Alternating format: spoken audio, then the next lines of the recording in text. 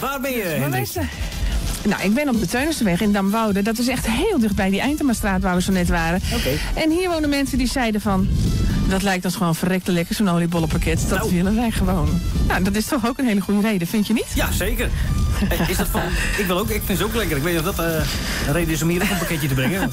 Nou, dan moet je dat even heel lief aan onze eigen bakker vragen. Oké. Ja, want die echte bakker in de Westerijn, die maakt me toch fantastische oliebollenpakketten. Nou, ik bel even aan bij de familie B. Buwalda. Volgens mij hebben ze hier ook hondjes. Nou, dan komt mevrouw Buwalda aangelopen. Goeiedag, mevrouw Buwalda. We hebben een mailtje gekregen van uw man, Ben. En die zei, wij willen gewoon graag zo'n oliebollenpakket. Ja. Nou, hier is het. Wat vindt u daarvan? Hartstikke mooi. Nou, vriendelijk bedankt. Ja, daar komt de boosdoener aan. Oliebollenpakket. Ja, kom er even bij, zou ik zeggen. Meneer Ben Buwalda? Ja, alsjeblieft. Helemaal. Ja, we zeiden eigenlijk is dat wel een hele goede reden. We hebben zin aan oliebollen. Ja, nou, dat komt krijg van pas. Krijg voor naar hier. Ja, toch? Ja. Want hoe worden de Nijensdagen teruggebracht? Nou, met de band, hè, met de familie.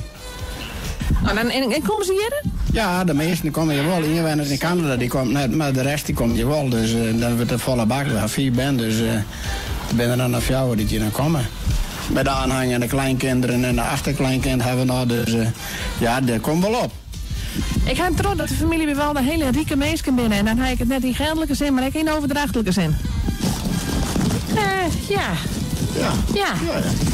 Ja, bij Sappele Ben, die ben alle gezond, dan is dat heel verworricht.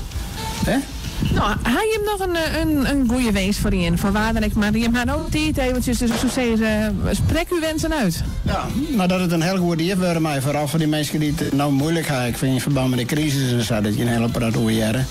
Maar die mensen die hebben erin komen, maar dat het de andere kant weer natuurlijk in mij.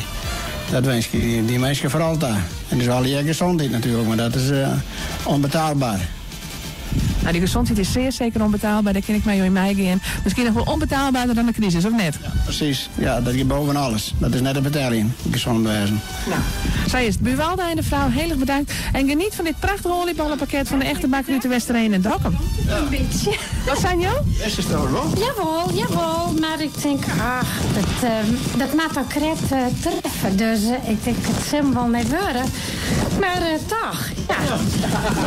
Nou, alsjeblieft. Nou, Erik, doe jij het wel. Het komt hier ook goed te plakken. Ja, het komt allemaal op zijn pootjes daar terecht. En volgens mij gaan ze lekker smikkelen en smullen. Ik heb nog even een klein complimentje aan over jou over te dragen, Hendrikje. Johannes uit Oude Middenweg, die vindt dat jij een mooie radiostem hebt.